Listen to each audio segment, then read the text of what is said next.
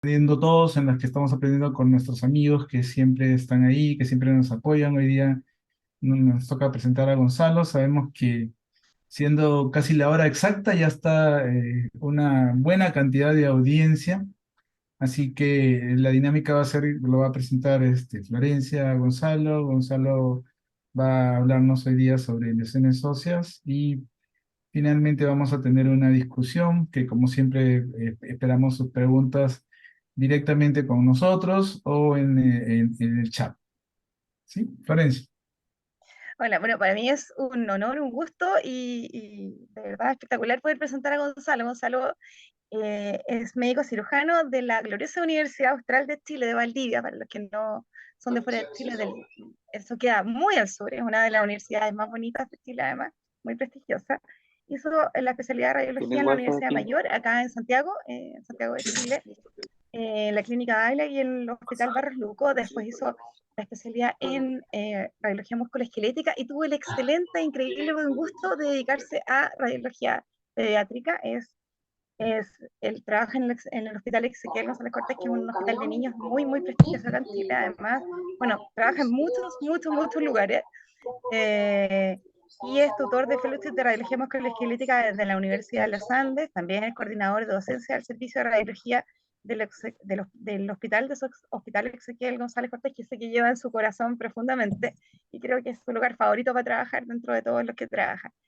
Además de esto, Gonzalo, creo, ¿no, Gonzalo? Gonzalo Sí, eh, claro que sí. nos ha apoyado siempre que hemos necesitado. Él es el referente en radiología pediátrica musculoesquelética de Chile, siempre ha estado presente cada vez que lo necesitamos para las interconsultas, para hacernos clases. Esto vamos a tener el gusto de contar con él en el Congreso Chileno de Radiología en 2 semanas más. Y además de todo esto, bueno, es miembro de la Sociedad Chilena de Radiología, es miembro de la SLARP, nos ha acompañado en muchas oportunidades, es editor del Comité de la Revista Chilena de Radiología, pero todo eso no sería nada si además no fuera una excelente, excelente persona, como les digo, muy, muy asequible, muy simpático y bueno, y muy buen profesor, y por eso es que le pedimos que nos hablara de este tema, que es un tema que siempre a todos los radiólogos pediatras nos llama mucho la atención, que son las lesiones óseas pediátricas. Así que no creo que podamos estar en mejores manos para escuchar esta clase que es la de Gonzalo. Los dejo con mucho cariño en manos de él. Así que Gonzalo, muy bienvenido y muchas gracias. De verdad, muchas gracias por esa extraordinaria presentación, Florencia. En realidad es siempre un gusto, siempre un honor compartir en este escenario del SLAP con colegas además de otros países. Siempre hay digamos, una integración y compartir experiencias siempre nos enriquece a todos multilateralmente. Así que de verdad, muchas gracias por la invitación y espero que esta clase sea de utilidad para todos. En realidad es una clase que ya la llevo haciendo hace algunos años. Es una clase que es punto fijo para los residentes, ya sea de ortopedia o fellows o residentes de radiología en el hospital. Así que espero que les guste porque es un tema árido, pero vamos a intentar hacerlo lo más esquemático y lo más ameno posible. Entonces, sin esperar mucho más, vamos a empezar. En realidad, lo que me quisiera pasar en esta clase siempre es un poco el pensamiento que uno hace muchas veces de manera automática cuando está enfrentado a algún tipo de lesión ósea, pero en realidad quisiera hacerlo un poquito más esquemático y un poquito más didáctico y poniéndole el principal énfasis en la ubicación. Yo siempre lo hablo con los becados, con los residentes, que en el fondo muchas veces cuando uno se enfrenta a una lesión ósea, ubicándola bien ya tiene gran parte del trabajo hecho. Y en realidad uno no necesita quizás entrar mucho más allá en las características de la lesión si uno sabe bien cómo ubicar la lesión dentro de la anatomía. Así que probablemente una cosa más importante es tener clara la anatomía incluso proyeccional o seccional, más que las propias características. Además, bueno, de la edad que siempre sabemos que en pediatría es un punto bien importante para poder situarnos en cada grupo etario. Y esto es como lo más clásico dentro de la ubicación y las lesiones óseas. Esto es como lo más básico y lo que todos nos enseñan. Si estamos hablando de una lesión, ¿cierto?, que está en la diáfisis, si una lesión metafisiaria, es una lesión epifisiaria, ¿ya? Pero también hay que tener claro que para poder ubicar estas lesiones y tratar de hacer nuestro diagnóstico diferencial, tenemos que tratar de ir un poquito más allá y también, tanto proyeccionalmente como en las técnicas de Excel, tenemos que tratar de definir si se trata de una lesión medular, si es una lesión que está ubicada en la cortical del hueso o si es una lesión que está ubicada en extrusión yuxtacortical o perióstica, o sea, por fuera del hueso o por fuera de la cortical.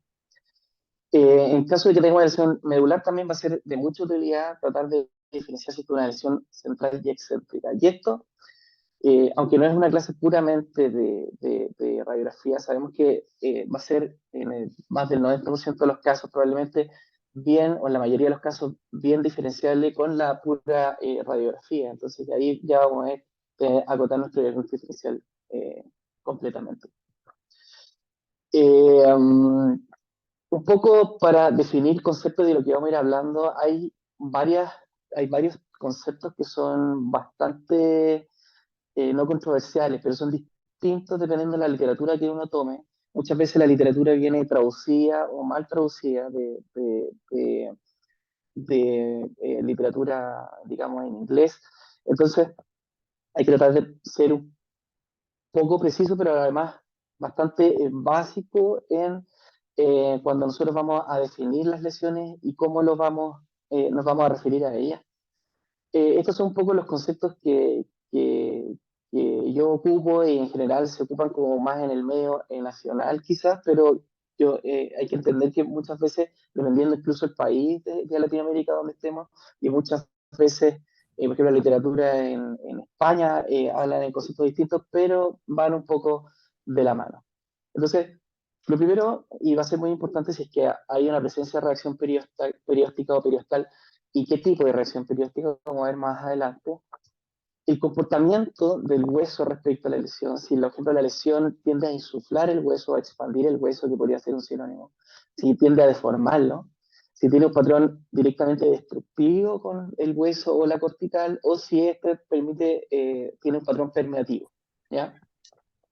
Dentro de los márgenes aquí hay mucha variabilidad de conceptos, pero uno de los consensos, un poco en la literatura española, es la zona de transición, que, por ejemplo, yo escuché la clase ojalá hayan tenido la posibilidad de escuchar la clase de Emilio Narejos, que es un español también que se dedica mucho al político pediátrico, y él hablaba de márgenes geográficos, y eso nosotros lo ocupamos como para otro tipo de lesiones. Para ellos los márgenes geográficos, por lo que me voy a entender, Emilio, es que un margen muy bien definido que uno puede trazar a lápiz, ¿ya?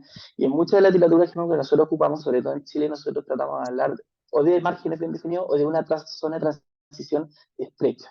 Cuando uno habla de zona de transición estrecha en una radiografía, es que uno puede marcar el margen de la lesión patológica del hueso con una punta de lápiz, ¿ya? Y en caso contrario sería una zona de transición amplia o márgenes mal definidos, que también se da a entender bastante bien. Lo otro que es muy importante definir si esta lesión de la que estamos hablando tiene márgenes escleróticos o no tiene márgenes escleróticos, porque eso nos va un poco a hablar del comportamiento de la lesión, porque siempre que una lesión tenga márgenes escleróticos quiere decir que es una lesión que crece bastante lento o que no crece, ¿ya? Entonces es una lesión que le está permitiendo el hueso reaccionar en sus márgenes. La presencia de matriz, que puede ser matriz osteoide o condroide, dependiendo el origen de la lesión, ¿cierto?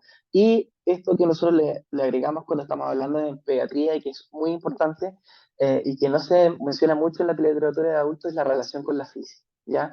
La relación con la fisis, ¿por qué? Porque siempre que una lesión atraviese la fisis vamos a estar de una lesión que se está comportando agresivamente con el hueso, ¿ya? Que no quiere decir sinónimo de maligno, ya como lo vamos a ver un poquito también, definir un poquito más bien adelante.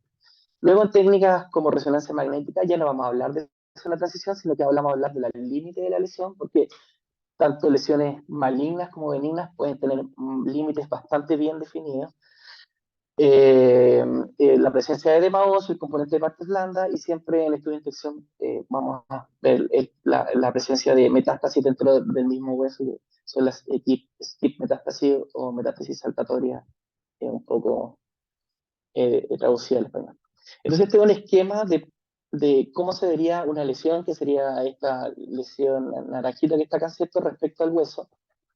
En este caso, una lesión agresiva, como dijimos, porque está atravesando la epífisis desde la metáfisis, atraviesa la fisis, perdón, y se involucra en la epífisis, ¿cierto? Y está teniendo una reacción perióstica, que esta reacción perióstica está interrumpida por el tumor, y muchas veces nosotros esto es lo que vamos a estar viendo en una radiografía como el triángulo de Kottmann, y por eso el triángulo de Kottmann es como un signo tan ominoso de una lesión agresiva respecto al hueso, porque es una lesión o sea, el hueso está reaccionando, el periodo está reaccionando respecto al tumor, pero a la vez lo está interrumpiendo, ¿ya?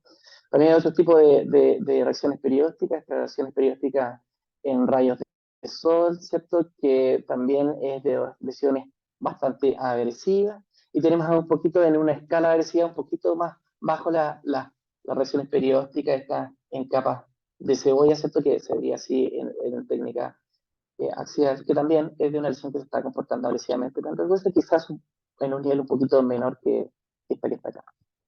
Este es un caso que tuvimos hace poco en el hospital de una lesión que ustedes pueden ver formado un triángulo de Kottmann, o sea, una especificación perióstica, una reacción perióstica en el margen superior y inferior que se notaba un poco menos, y solo poner esta imagen para ver que estas reacciones periódicas también pueden tener interpretación en la ecografía, incluso en resonancia magnética, tienen traducción. Como podemos ver, acá está la cortical, acá está la reacción periosteal con estas fibras de Charpey, que son las que se calcifican y dan este aspecto de rayos de sol. Podemos ver también el triángulo de Kottmann acá reaccionando hacia la lesión con la reacción perióstica bastante agresiva, y este terminó siendo un sarcoma de Ewing o un sarcoma de Ewing perióstico, donde también el ultrasonido nos cooperó para poder hacer la biopsia percutánea. ¿Y por qué siempre vamos a hablar de lesiones agresivas o no agresivas? Porque muchas veces nosotros no vamos a tener el contexto clínico completo del paciente, nosotros interpretamos imágenes, entonces muchas veces vamos a tener esto que es una reacción perióstica calcificada, ¿cierto? Esto que parece ser un patrón permeativo del hueso, y este es un paciente que tenía una osteomielitis que había estado intervenido, entonces la osteomielitis en etapas ya subagudas, incluso crónicas, puede presentar un patrón bastante agresivo, incluso puede presentar transgresión de la fisis, y sí puede presentar, digamos, un patrón que puede similar mucho a un tumor maligno, entonces por eso es preferible, sobre todo si no tenemos todo el contexto clínico del paciente, hablar de lesiones agresivas o no agresivas más que benigna o benigna, o sea, maligna o benigna. Entonces ya entrando más de lleno al tema, vamos a empezar primero por las lesiones que tienen ubicación netamente cortical, y en ese contexto hay que ocuparse de estas lesiones. ¿Ya? Vamos a empezar por el desmoide cortical, que más que un tumor o una lesión es una pseudolesión, ¿ya? Que la clave es la ubicación, siempre es una lesión cortical, siempre tiene la ubicación posteromedial de la metáfisis distal del fémur, lo sabemos acá, y siempre tiene márgenes escleróticos. ¿Ya? Ese puede ser bastante prominente. Esta es una lesión o una pseudolesión que tiene relación con la inserción del gastronio medial. El gastronio medial produce mucha tracción acá en la metáfisis del fémur, entonces produce cambios fibro-óseos, y esta lesión es básicamente diferenciable, por ejemplo, de un defecto cortical fibroso, tiene márgenes escleróticos, etcétera, pero la diferencia es que el esqueleto maduro y estas lesiones desaparecen, o sea, una lesión que es exclusivamente del esqueleto inmaduro. Muchas veces yo no las reporto como desmoide cortical porque se tiende a confundir con lesiones, por ejemplo, los tumores de etmoide de partes blandas, que sí son lesiones que son bastante agresivas. Entonces uno lo puede poner como cambios fibrosos corticales, la inserción del gastronio medial, y es una lesión, es una variante del desarrollo, es una pseudolesión que no necesita más estudios. Los defectos corticales fibrosos, como lo dice su nombre, son siempre corticales, siempre tienen márgenes escleróticos, porque son lesiones que no crecen, incluso al contrario, con el tiempo van involucionando. Pueden ser a veces un poquito insuflantes, pero pueden ser márgenes lobulados, pueden tener áreas un poco más escleróticas que otras, cuando entre comillas van sanando con el tiempo. Incluso puede tener algunas áreas de reemplazo cortical con contenido fibroso, pero insisto, la clave es que siempre tienes que tener márgenes escleróticos, porque son lesiones que no crecen o crecen muy lento, o incluso van involucionando con el tiempo, quedando como estos pequeños engrosamientos corticales residuales cuando ya el paciente es más adulto. Ahora, como vamos a ir viendo con el correr de la presentación, esto está dentro de las Don't Touch Lesions, que son como las lesiones que es cierto que no hay que tocar, que no hay que estudiar, que le gustan mucho esos conceptos a la literatura inglesa, pero en realidad yo no creo en las reglas como 100%, eso nos ayuda, siempre que tenemos un defecto cortical fibroso y una llaga incidental, obviamente no le vamos a hacer nada, pero la clínica a nosotros se nos obliga un poco, pero también es importante y si el paciente está con dolor, muchas veces podemos estar en un error diagnóstico, pero muchas veces estas lesiones también se pueden complicar.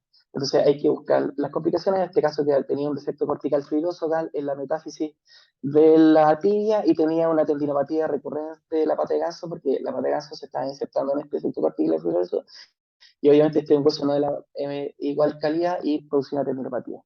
Este era otro defecto que fue cortical fibroso que estaba asintomático. Si uno ve con un poquito más de tensión, ve una fina línea esclerótica y era un paciente deportista. Entonces fue a estudios complementarios y vemos que tenía un rasgo de fractura en relación a esta lesión fibrosa que está complicada. Pasando a otro tipo de lesión cortical, que más del 90% tiene ubicación cortical, porque es el osteomastoide. Hay osteomastoides endomedulares, pero la verdad que son rarísimos. A veces el osteomastoide puede tener un nido grande, que es identificable en radiografía. Lo que sí siempre determina engrosamiento cortical en etapas tempranas periostitis, pero esta periostitis con el tiempo va calcificando y va terminando en engrosamiento cortical. En resonancia producen bastante edema óseo y a veces pueden ser nidos bastante pequeños como la estatilla con una grosera engrosamiento cortical, que es lo que clásicamente determina.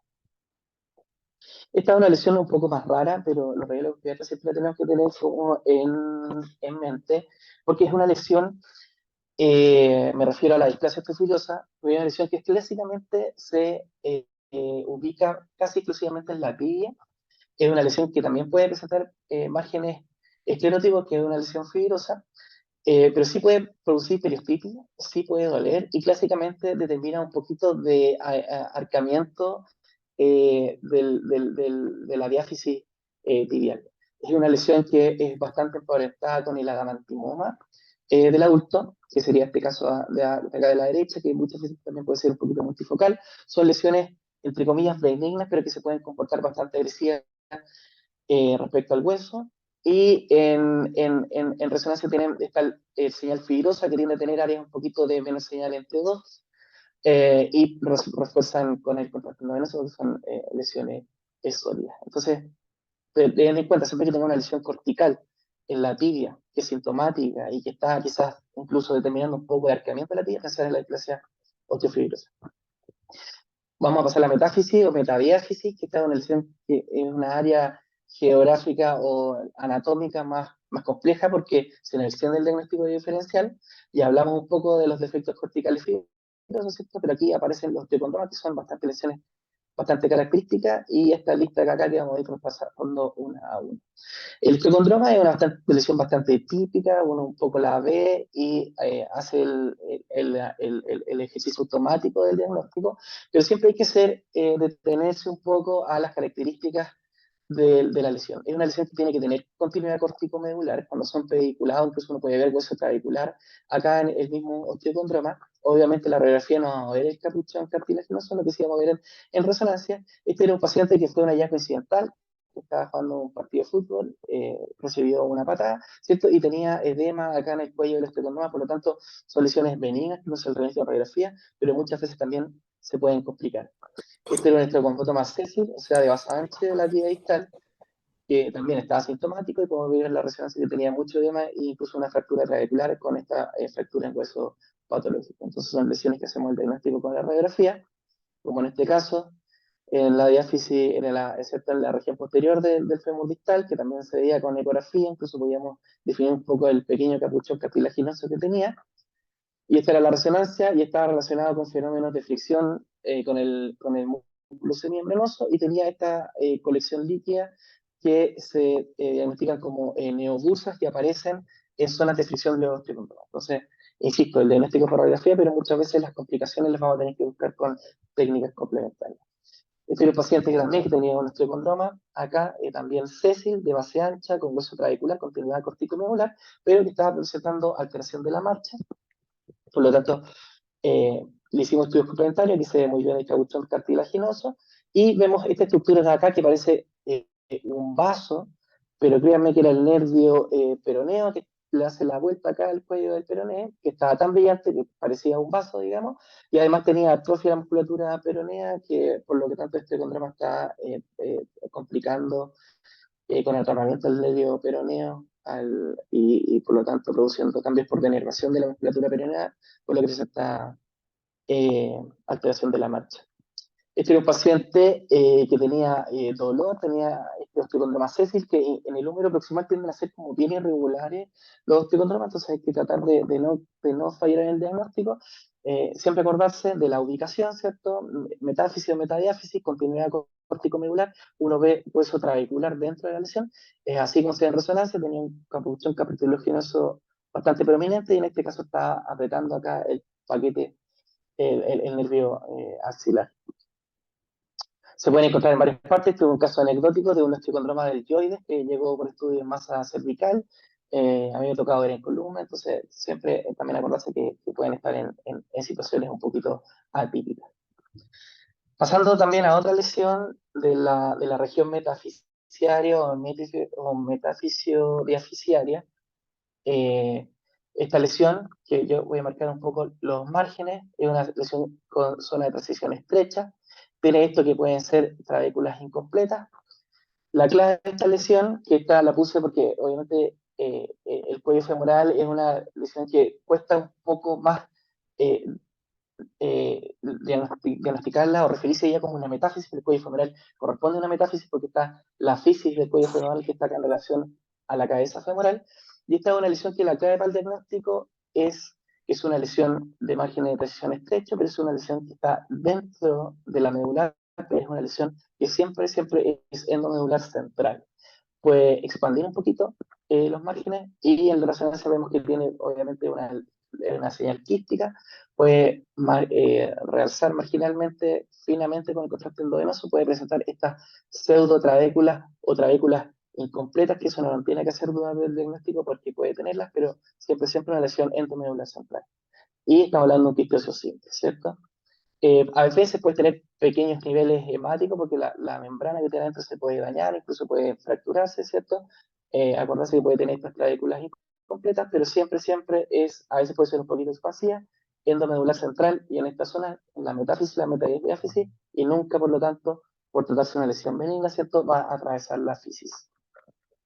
También se puede complicar y darnos este signo, que es el signo del fragmento caído, que es patognomónico esta lesión, porque como son lesiones quísticas que tienen agua dentro, básicamente, uno puede definir bien los márgenes, y además los pedazos de cortical fracturados pueden caer dentro de la lesión libremente porque se trata de agua. Este es un caso del cual no tenemos que caer en él. Esta es una lesión que inicialmente se diagnosticó un quiste óseo simple con la radiografía y la tomografía computada por la ubicación, ¿cierto? Pero estaba complicada con una fractura, entonces asumían que podía ser un quiste óseo complicado, pero tenía un patrón infiltrativo o permeativo de la cortical, y además tenía un poco de matriz dentro de la lesión, lo cual no deberíamos esperar un quiste óseo simple, ¿cierto? Y terminó siendo en una evolución de 3 meses este osteosarcoma de la gestación. Entonces siempre acordarse la ubicación, pero siempre mirar los otros componentes de la lesión. En esta región también tenemos lesiones fibrosas más prominentes, como puede ser el fibroma no osificante. Acordarse de las lesiones fibrosas, los márgenes que lo hemos discutido harto, los márgenes van a ser siempre escleróticos, ¿ya? Para diferenciarles de otras lesiones, por ejemplo, las lesiones quísticas o los quistiosos neurismáticos, que no van a presentar márgenes escleróticos. Pero una lesión de márgenes bien definido puede tener un prominente cortical, pero también medular bastante prominente, y esta es una cita del libro El GEMS, que es bien famoso en músculo esquelético, y muchas veces estas lesiones hay que verlas 2 o 3 veces para poder hacer el diagnóstico con claridad. James, de hecho, en su libro dice, la mejor forma es, una vez más, familiarizarse con el aspecto general. O sea, verla 2, 3 o las veces que sea necesario para después hacer un diagnóstico seguro.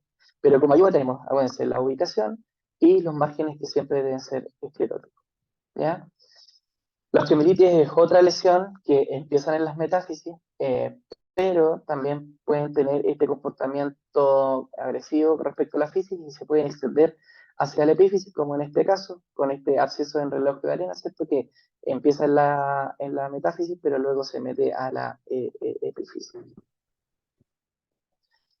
Aquí tenemos otra lesión, que si ustedes pueden ver en la proyección frontal, uno ve que como que pareciera que pudiese haber algo de esclerosis perilesional, pero en la realidad si uno ve la dirección lateral, uno ve más que nada esto es proyeccional.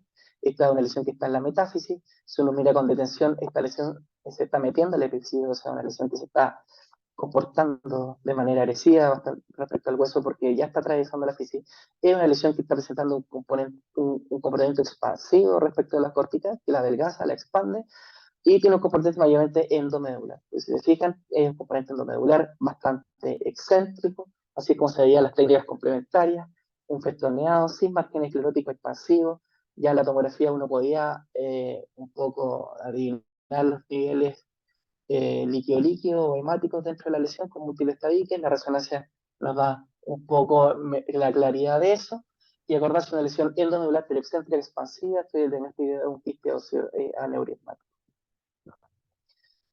Lesión endomedular de la región diafisiometafisiaria, bastante central, endomedular central, pero tiene esto que es algún tipo de matriz, ¿cierto? Muchas veces, yo creo que hay que ser sincero con esto, no es tan fácil diferenciar la matriz osteoide de la condroide, pero en pediatría nosotros tenemos una ventaja, que básicamente las lesiones condroides agresivas, como es el condrosarcoma, prácticamente no existe porque el condrosarcoma es un tumor de adultos y más bien viejitos. Entonces, en pediatría no tenemos ese problema. Sí, hay casos raros de osteosarcomas con diferenciación condroide, pero ¿para qué nos vamos a poner tan rebuscados? Entonces, siempre que tenemos una lesión que parece benigna o no agresiva y que tiene matriz, lo más probable es que vamos a estar hablando de una lesión de tipo condroide, como en este caso. Así es como se ve en la resonancia, no produce edema, no produce periostitis. Esta fina línea que está acá no es periostitis, sino que es periostio inmaduro, que es la capa membranosa del periostio, que en niños tiende a ser bastante prominente, puede realzar, entonces tratar de no conseguir, no confundirla con periostitis. Y básicamente vemos prácticamente la lesión y la matriz condroide endomedular central en esta zona que es diagnóstico de escondroma. Cuando tenemos múltiples escondromas, sobre todo en las manos, podemos hablar de enfermedad de Ollier. Solo destacar que los encondromas son lesiones de origen condroide benigno endomedulares, pero en neuroolíes también pueden haber incluso lesiones corticales, como en este caso, o como ver en esta resonancia en este caso, o incluso condromas periósticos, o sea, que van a estar de fuera del hueso y que van a remodelar el hueso hacia adentro, y eso no nos tiene que hacer, digamos, llevarnos por el debido del diagnóstico. Entonces, que las lesiones condroides, lo más típico que los falanges se pongan en lesión endomedular, pero también puede ser corticales o yuxtacorticales incluso.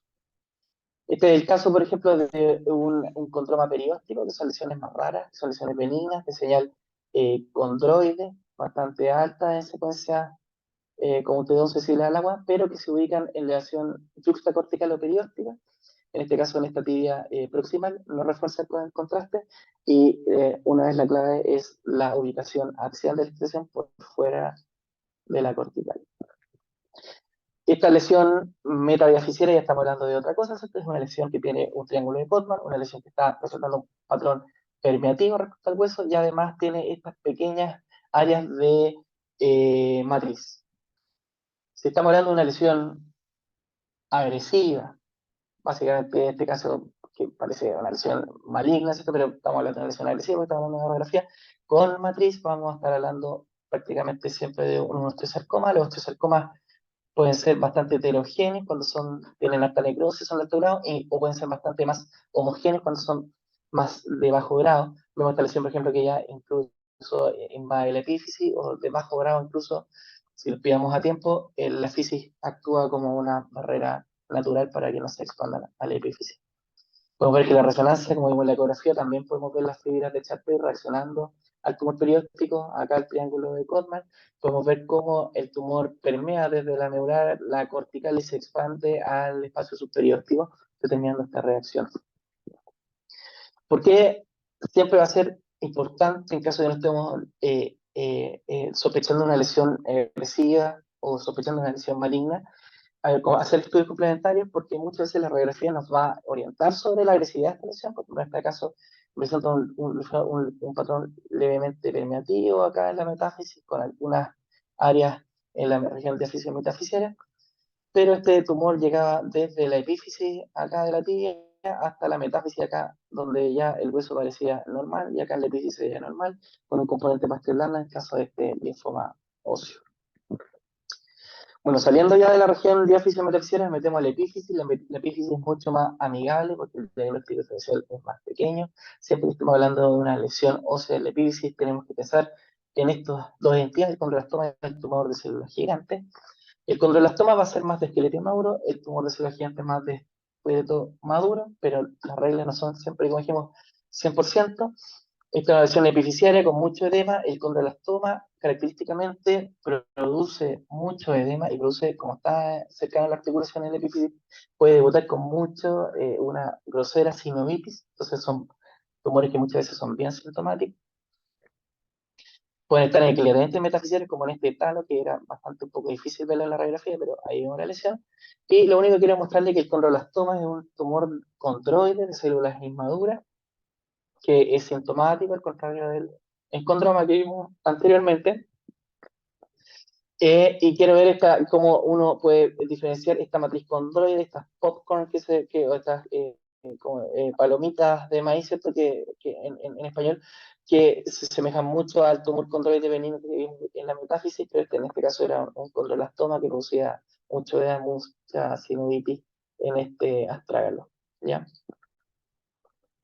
El tumor de células gigantes, como bastante característico en la radiografía, es un tumor epifisiario, siempre contacta la superficie articular, presenta márgenes que algunos definen como nubosos, muy mal definidos.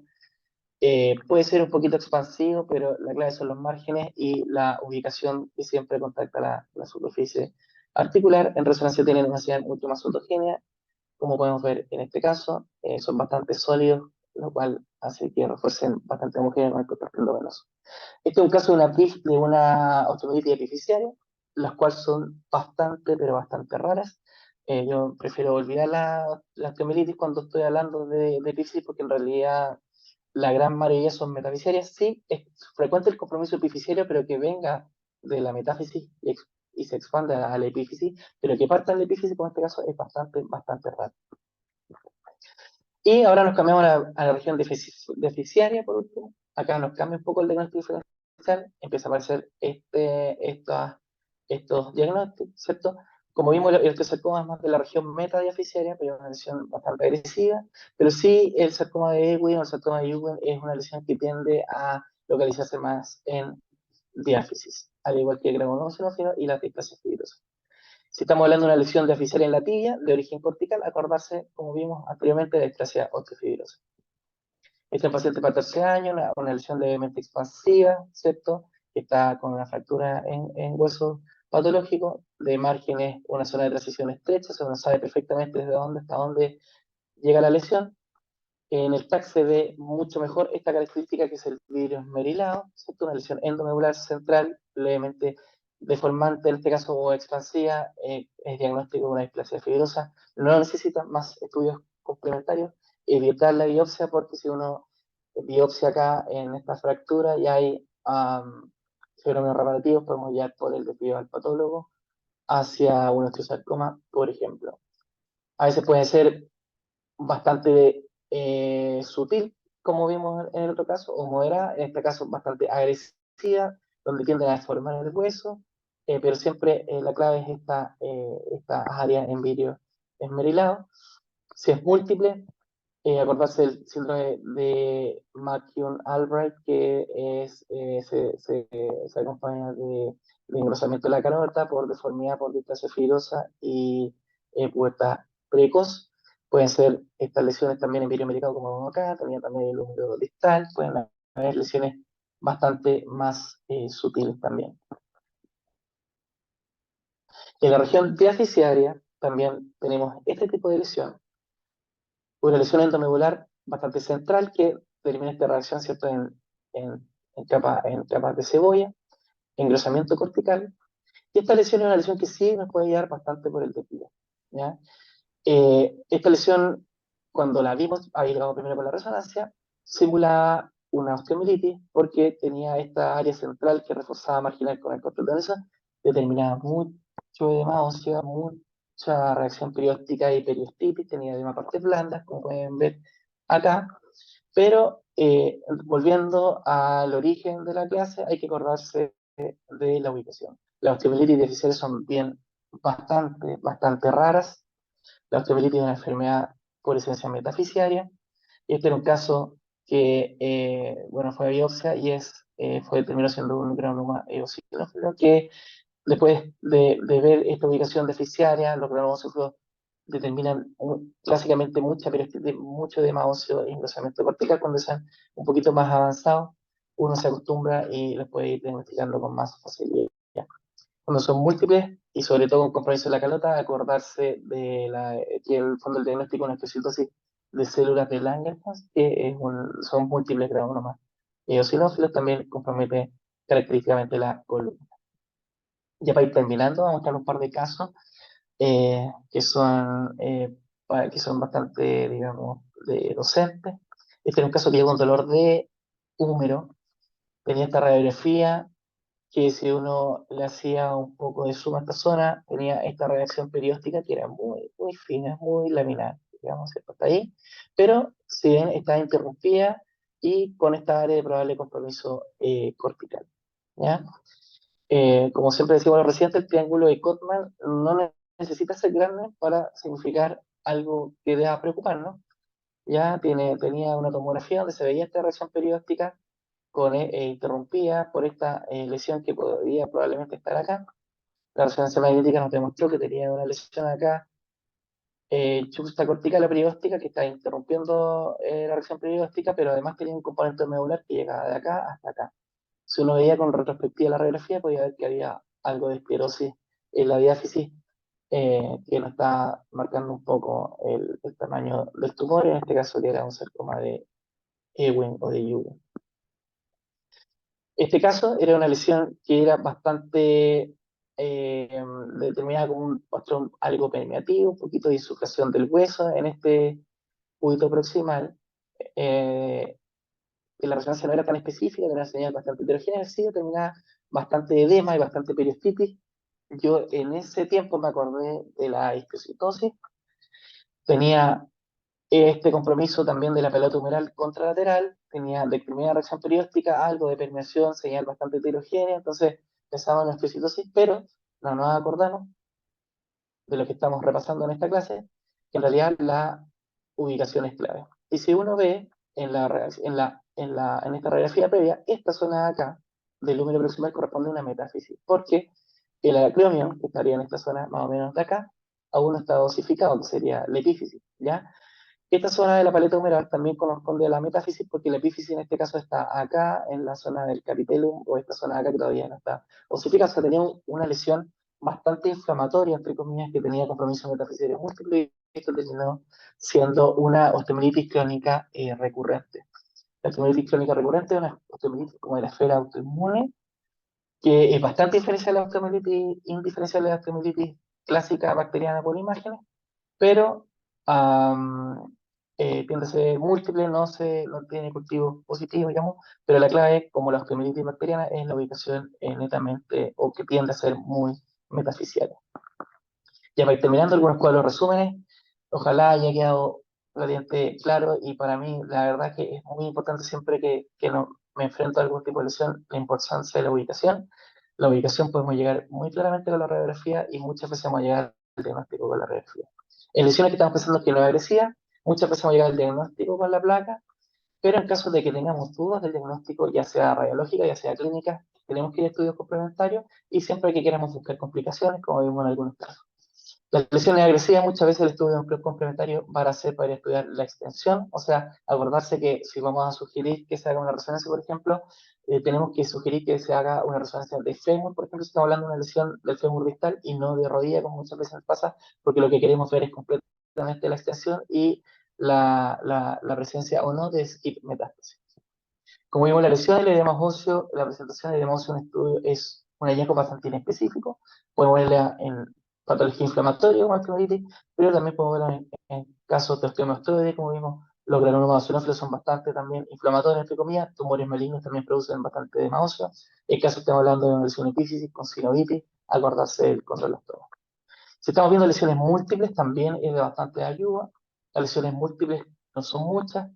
Obviamente, cuando estamos hablando de un adulto, es metástasis. En niños no tenemos muchas lesiones que metastasicen a huesos, sí, clásicamente el neuroblastoma. O sea, si estamos pensando en metástasis, hay que acordarse del neuroblastoma. Pero no, si en el caso contrario, no estamos en ambiente neoplásico, hay que acordarse de displasia fibrosa, la encondromatosis, enfermedad de Abierto, o la osteocondromatosis, que son múltiples osteocondromatosis, múltiples osteocondromas en el caso de esta patología familiar. La histocitosis de células de Langerhans, estamos en lesiones que son de predominio diaficiario, y la osteomielitis crónica recurrente, como vemos, estamos en múltiples lesiones inflamatorias de predilección por la metáfisis. Eso es lo que le quería contar. Ojalá haya quedado algo. Esta es una clase bastante densa, pero ojalá haya sido de su agrado y para ayuda de todos ustedes. Muchas gracias por la atención y por la invitación. Muchas gracias a ti, Gonzalo. Me encantó la clase. Justo tenía en la mente el que llaman casi RNO, la osteomelitis crónica recurrente, que a veces también puede ser un poco retadora, ¿no? Pero que sirve ver, bueno, si tiene varios focos, hay que tenerlo en cuenta y es otra cosa que recibimos cuando en los hospitales en los que ya es difícil el diagnóstico, nos llegan ese tipo de casos, ¿no?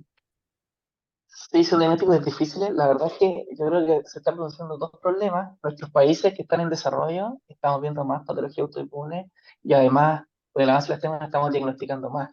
La verdad es que cuando tuve la oportunidad de estar en Estados Unidos, este es un diagnóstico muy frecuente. También, por ejemplo, en la parte abdominal me acuerdo que diagnosticaban mucho, por ejemplo, enfermedad de Crohn y ese tipo de cosas que son más de la esfera autoinmune. Y nosotros, bueno, cada vez que nos vamos, ojalá acercando pasito a pasito al desarrollo, van apareciendo más estas enfermedades y además la estamos diagnosticando más y mejor, yo creo. Yo Sí, creo no, que no más que son tan apareciendo, infrecuentes, no son perdón, tan las estamos infrecuentes. diagnosticando, las estamos Sí, pensando y están, por eso aparecen, pero que están. Lo que Sí, pasa es que claro, tenemos otras de cosas más todas maneras. importantes de las que preocuparnos. Pero hay claro, que es pensarlas, probable si que no, hayan no tiene habido idea. antes, ¿no? Pero que ahora la detectamos mejor, como dice.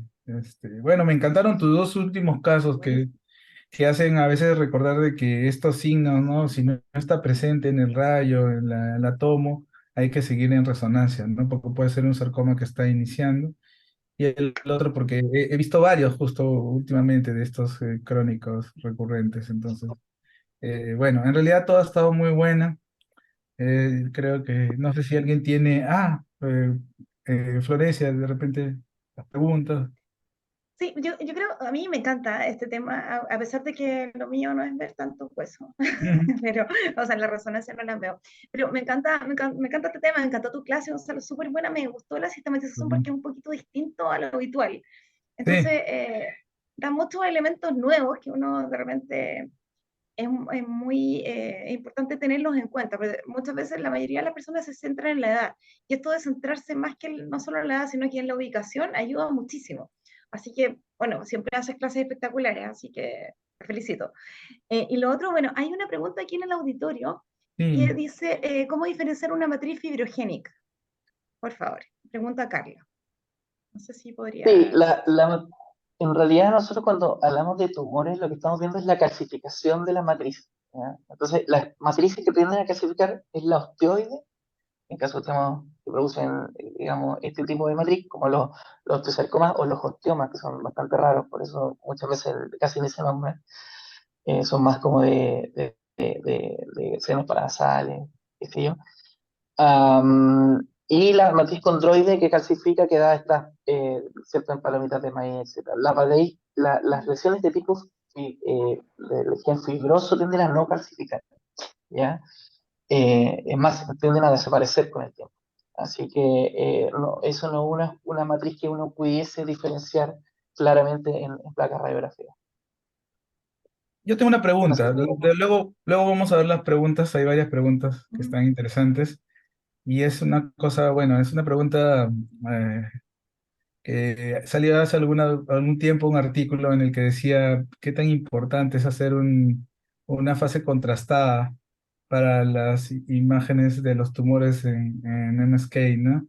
Entonces, ¿qué tanto te gusta a ti? La verdad que yo no siempre me parece que sea tan necesario, ¿no? No sé si, bueno, me parece por lo menos a mí que para los seguimientos puede ser, ¿no? Pero es tan Sí, imprescindible estamos, una estamos fase hablando de contrastada. resonancia, ¿cierto? Sí, de resonancia, una fase Sí, contrastada.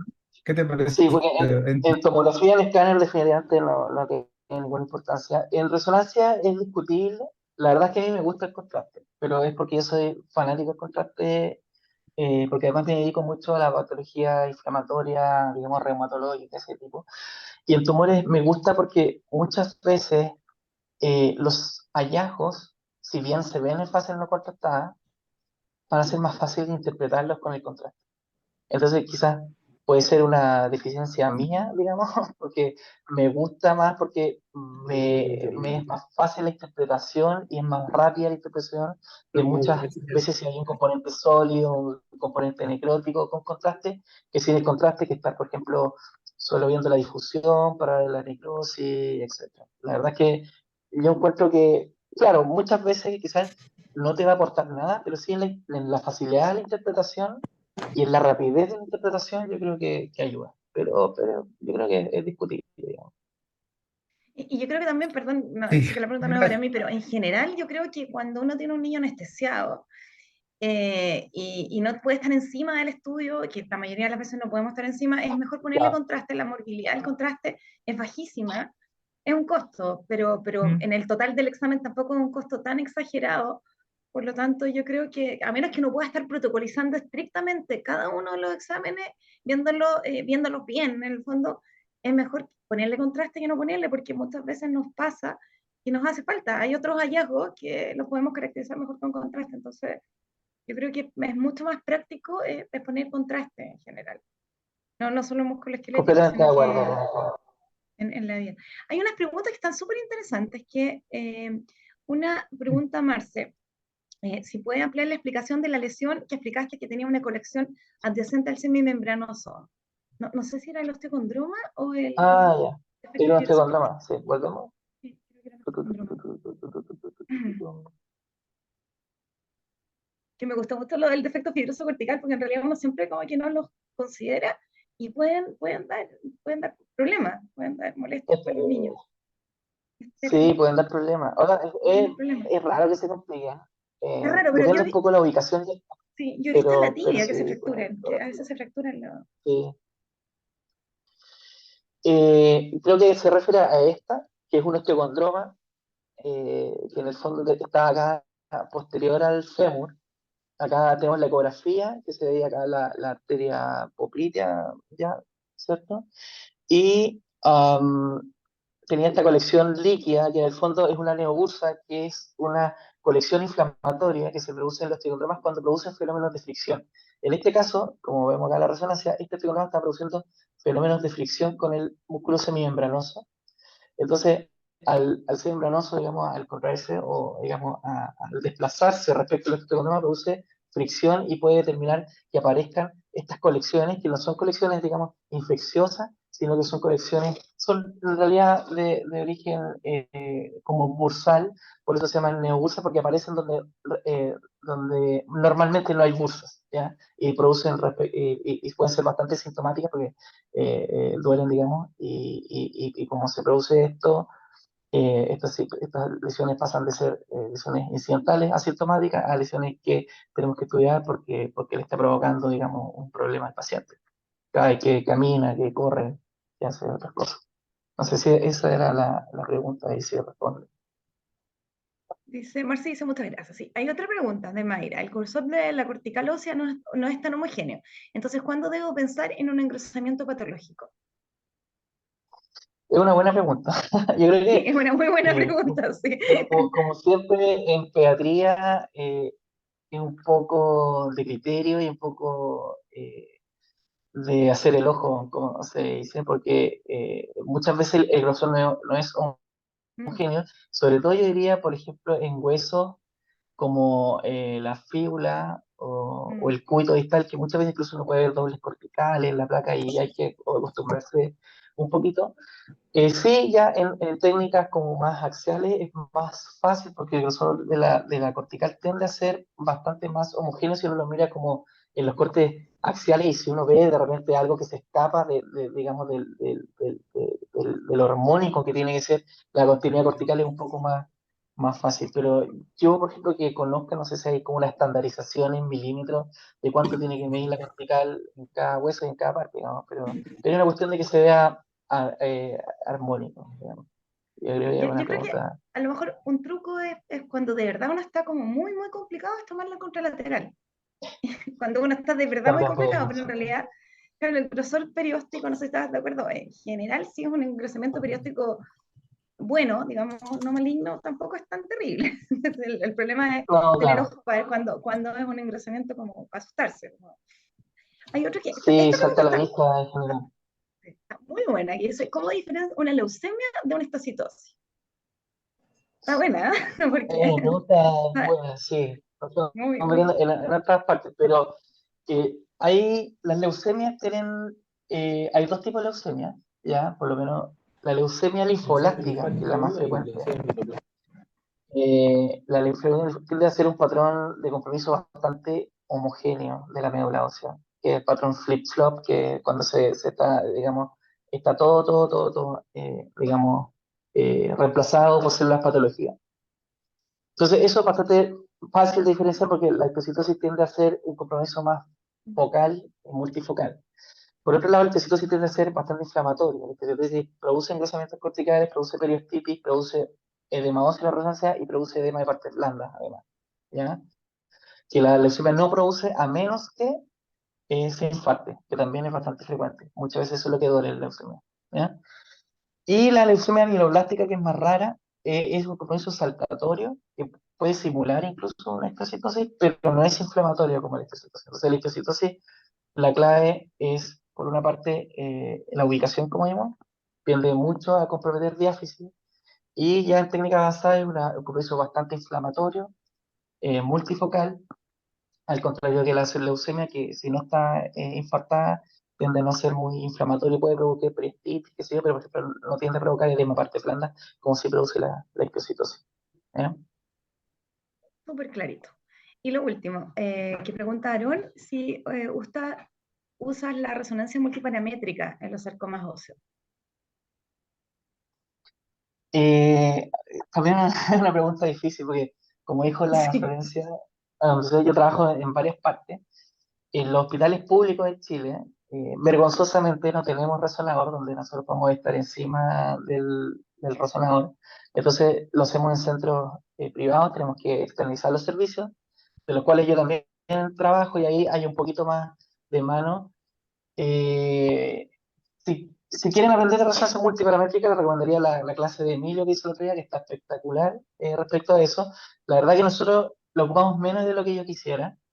Y creo que el principal ayuda de la resonancia multiparamétrica, más que el diagnóstico, es el control. El control, si uno tiene un Sí, equipo de oncólogos que puede estar discutiendo los Mm, casos, uno puede ver cómo está variando la necrosis, está viendo cómo ese mm. tumor está respondiendo al tratamiento, si está respondiendo o no está respondiendo a la radioterapia o a la quimioterapia, más que en el diagnóstico propiamente tal. Y yo creo que eso es algo que tenemos que ir avanzando, pero es algo que más que para nosotros, porque muchas veces, por ejemplo, yo Mm. hacemos una resonancia multiparamétrica, le pongo que hay signos que sugieren respuesta al tratamiento, pero yo no tengo ni idea si ese paciente en qué ciclo está, si está claro. terminando, empezando la quimio. Entonces, muchas veces uno trata de ayudar, pero si uno no está en equipo viendo a sus pacientes, la verdad que la utilidad no es tanta.